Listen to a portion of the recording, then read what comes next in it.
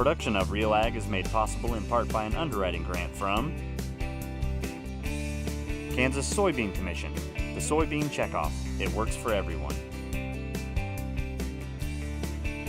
I keep reading about engineered corn, but I don't know what that means. Spring water, purified water, what's the difference? Is imported beef safe for my family? Consumers want to know the facts about the products they buy. That's where Real Ag comes in. From plant to plant and from pasture to plate, Kyle Bauer and the Real Ag crew find the facts to help you sort the truth and help you understand Real Ag. Now here's your host, Kyle Bauer. Human beings have the power to change the world around them, and the things we eat are no different. Today we'll talk about new food technologies on Real Ag.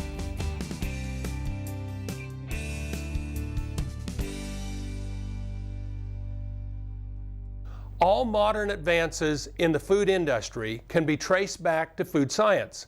This is an umbrella term used for several scientific disciplines dedicated to producing better food.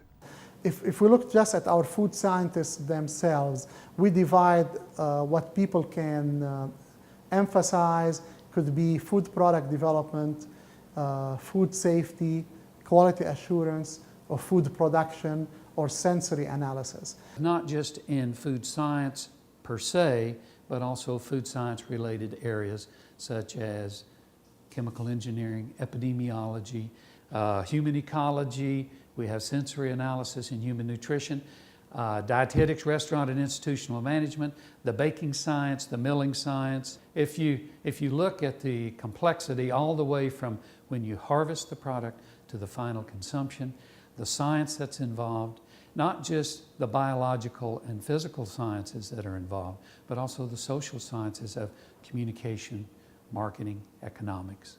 And so, yeah, it's gigantic. And the nice thing about it is that once you get into the food science area, you can emphasize more of a science path or more of a business marketing path, and that appeals to a variety of students. Products go from starting in development to consumers.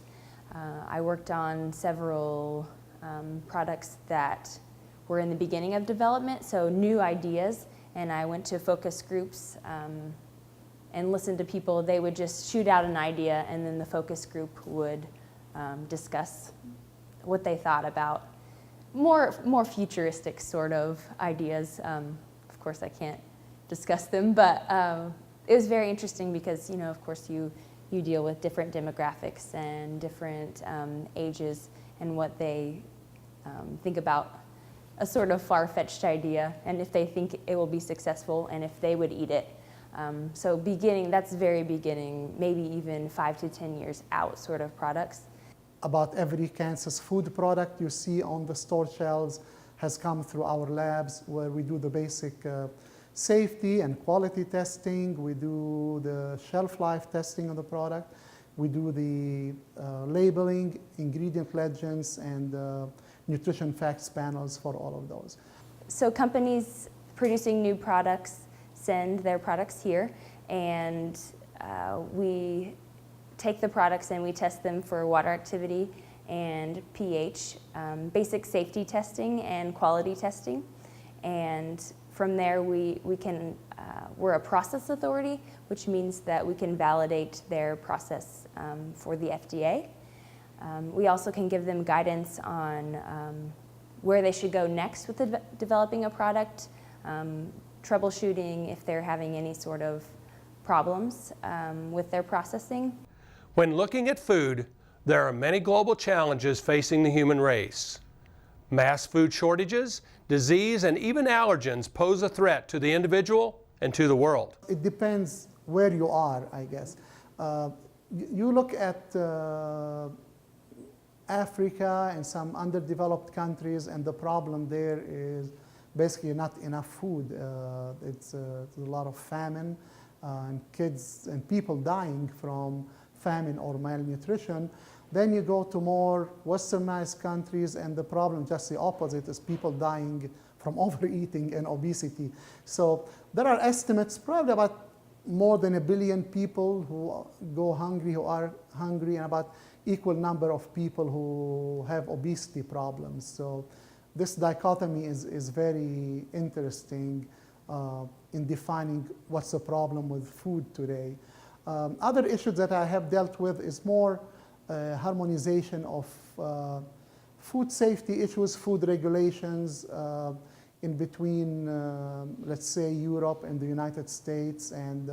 But I think we have done a lot of progress on this, where there are certain systems that are now promoted by the Food Agriculture Organization of the United Nations that really bridge a lot of gaps in there.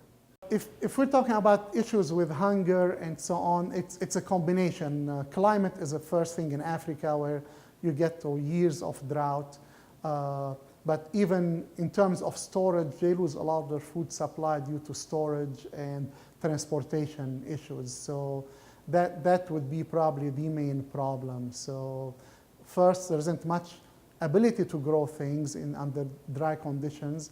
And second thing, whatever food is delivered, either their estimates about 40% does not make it to the consumer, is lost due to storage or transportation issues. Well, in terms of solving these issues, for scientists, you can go through the whole food chain, starting with the grain itself, let's say, or the biological material. And there's quite a bit of manipulation, if I may call it so, but to make new crops that are more drought resistant, more resistant to pests, higher yield crops, developing new products, a new food product that address specific issues. So that's what is done a lot by scientists, making sure the products are safe, they're nutritious. Unfortunately, companies do not do enough, in my opinion. I mean, they're in the business for money, which is, I mean, that's okay, but in a way, some of them are more aggressive than others. I've known companies now who are doing programs in India, in China, where to try to get to the public, and at least educational programs teach about proper nutrition and proper growing and processing. So what a lot of things are being done, I see at least at the US government in US aid programs that addresses a lot, the whole gamut of things with the business part, the growing part, the processing, and these are, in my opinion, very successful programs I have seen all over the world, and I have worked with US aid type agencies or contractors. A lot of it is done by NGOs, actually. You see a lot of church groups all over the world providing help and food and helping in distribution of food products. Again, the Food Agriculture Organization, what we refer to as FAO, part of the United Nations, they started addressing this back in 2002, 2003, and they formed a special committee on ethics in food and agriculture. And they have kind of divided 4 areas to talk about, but I'll touch on a couple of them. The issue of biotechnology and GMOs, and what does this mean? I mean, in a way, science has advanced so fast before we were able to take, in a way, a moral stand on this. From a religious and ethical point, I mean, what do you do with GMO? Are we messing with God's creation?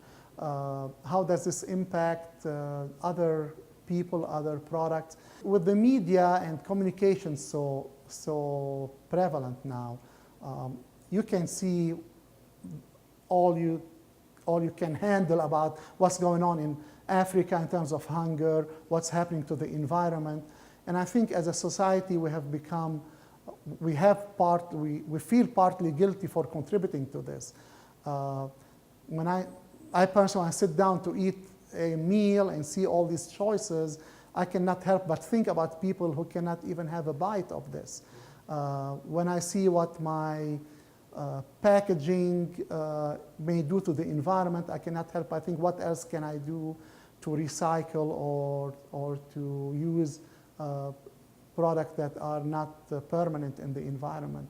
So I think we've had this feeling, and when I say guilt, of too much caloric consumption and too many choices at very reasonable prices, while other people in the world are not getting maybe anything to eat in a day or two. And at the same time, the effect our agricultural methods and growing conditions, processing conditions may be having on the environment. This trend of people trying to eat what they grow or within 100-mile radius, let's say, and I think that's coming again from people trying to do what they can to help the environment and help farmers and feel better about the food they eat. So they're less accepting of certain additives and chemicals for their own health. They're pushing for more nutrients or disease prevention in their food.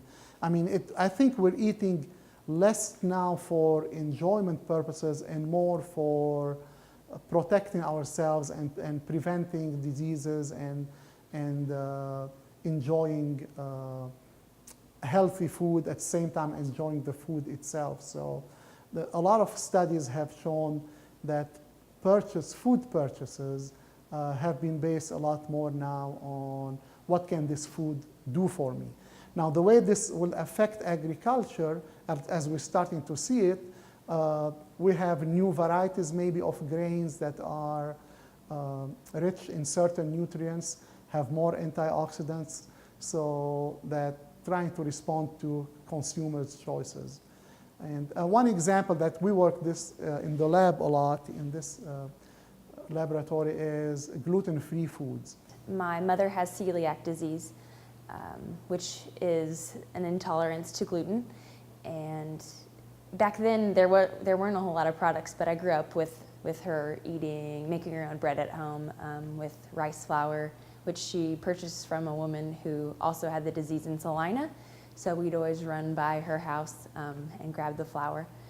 But growing up, I learned about the disease through my family, but more recently it's become more of an issue in industry, and people are understanding it and beginning to be more interested in gluten-free products because they estimate that 1% of people in the United States actually have the disease.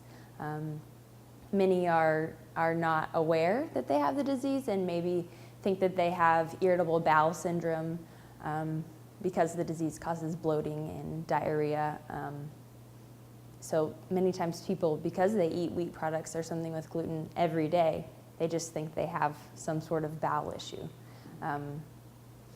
But my mother had this, and then when I was a senior in high school, I had been having some issues, so I decided to go on the diet and try it out, which led me actually here to K-State. We have developed some formulations for gluten-free bread targeted for celiac patients that can't eat gluten from wheat.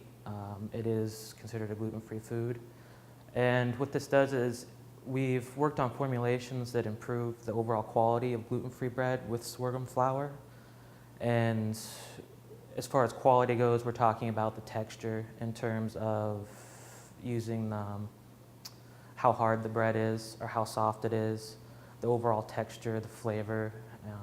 We use instruments and sensory panels for that. Gluten provides a viscoelastic protein network. And what viscoelastic means is it makes dough.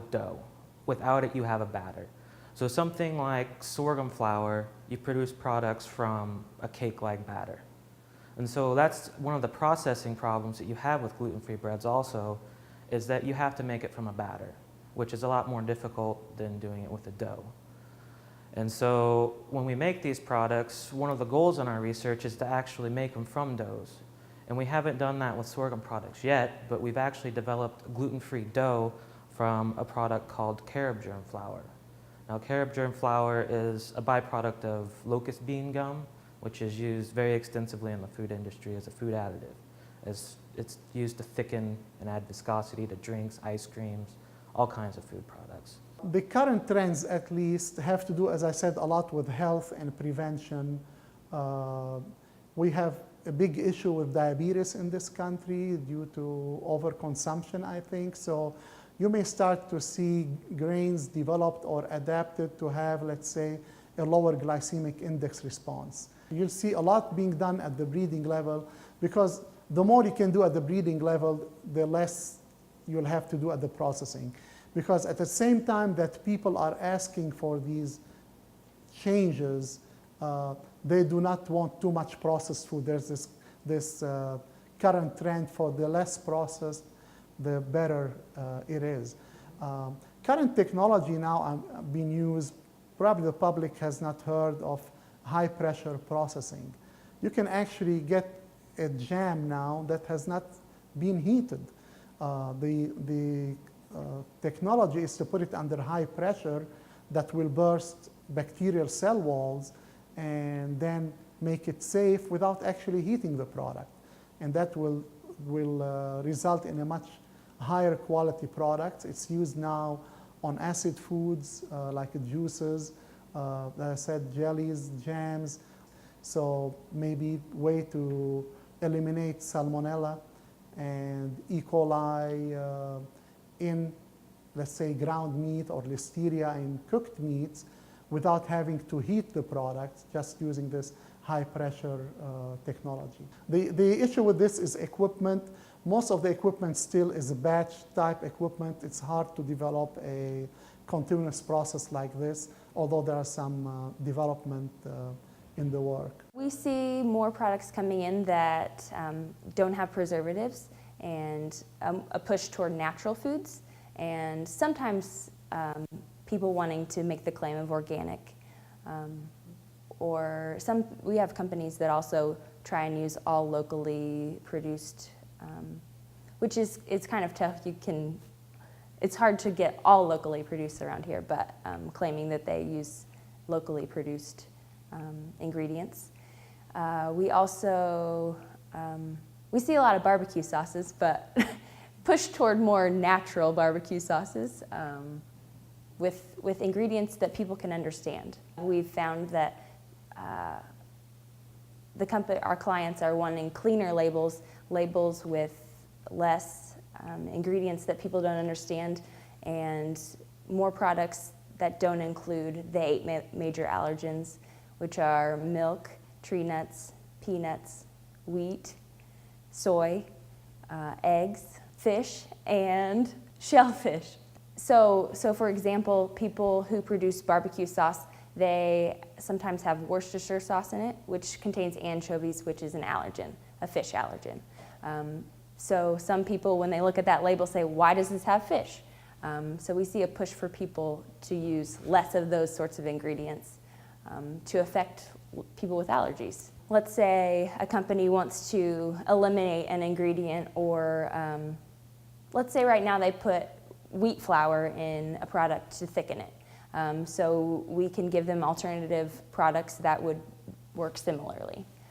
So we try and find solutions for any sort of issues they might be having, or to help them to relieve allergens from their ingredient statement. GMO stands for genetically modified organism, and it usually refers to a plant that's been genetically altered to exhibit certain traits. This is not to be confused with hybrids, which are a new variation in a species brought about by selective breeding. Genetically modified organisms. So basically what we may refer to as genetic engineering, genetically engineered foods. So you'll see it's interesting in the United States, if you look at our labeling regulations, we are not even, technically we're not allowed to make that claim, GMO-free food, on a food label. You cannot say GMO-free, and in FDA's thinking, it's really hard to prove and control these things, while in Europe, a lot of food companies do use that statement, GMO-free. We tend to think in this country that it's European governments who are opposed to GMOs. What I found out is actually the public So many Europeans I talked to in France, England, other places, they just completely reject any issue that has to do with GMO. They do not want it. So it's more pressure coming from the public rather from the governments in Europe. A scientific approach to food is vital. Without it, all we have is our best guess. You don't want to know just what happens when you do something. You want to know why. And it takes the science to define the why. It's because of not just answering the question for that particular of what happened in that process, but to then help you enhance and add additional processes because you now understand what's happening with the proteins, the fats, the carbohydrates, etc. Really, the important reason to take a scientific approach to food production is to really improve the food sources that we have. And by doing that, because we have to know the why things are happening. For example, my research to improve, for the science part of it, I do a lot of protein chemistry. So we found these proteins in carob germ flour that have wheat-like properties. So we had to define them to know why they had those wheat-like properties. And we did that chemically and physically to determine what they were and what they did.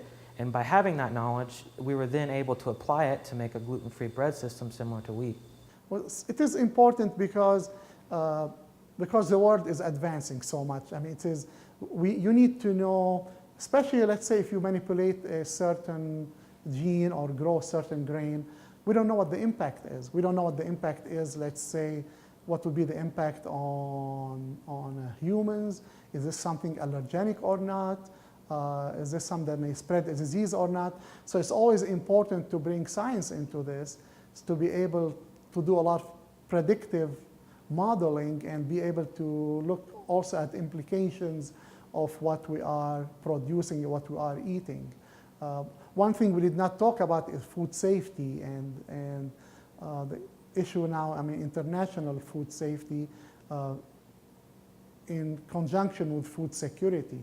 And without the science, it will be really hard to tell what may contaminate a certain product, how do we fight it, how can we prevent it, how do we know if a new strain of certain bacterium has developed and can harm humans. I think it helps to relieve some of the questions that people have. So even safety questions. Is this food safe for me to eat? So, well, how is it processed? So you can just go through questions, scientific-based questions that can help to answer, is this food safe? We can do tests on the microbiology. We can test the microbiology and say, is it safe? Does it have bacteria? Does it have a water activity below the levels that the FDA recommend? Does it have a pH under that level? And those are all questions that can help determine if it's safe.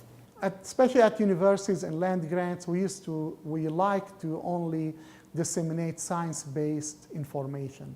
And you'll get a lot of hype from people, a lot of maybe misconceptions about things. We don't like to take sides with anything except what is based on science. And that could hurt a lot if people go with hype. I don't know if you heard of the E. coli outbreak in Europe, and they immediately accused cucumber growers in Spain and basically about killed that industry. And it turns out it's not the cucumbers from Spain. So it wasn't until they used science and identify the causative organism, the strain of E. coli, and linked it back to a particular commodity that they found out where did this infection or outbreak start. So science is really important for this. That wraps it up for this episode of Real Ag. We hope that the information presented here will give you a better understanding of where food is going. On behalf of the Real Ag crew, I'm Kyle Bauer, helping you sort the truth and helping you understand Real Ag. Production of Real Ag is made possible in part by an underwriting grant from Kansas Soybean Commission. The Soybean Checkoff. It works for everyone.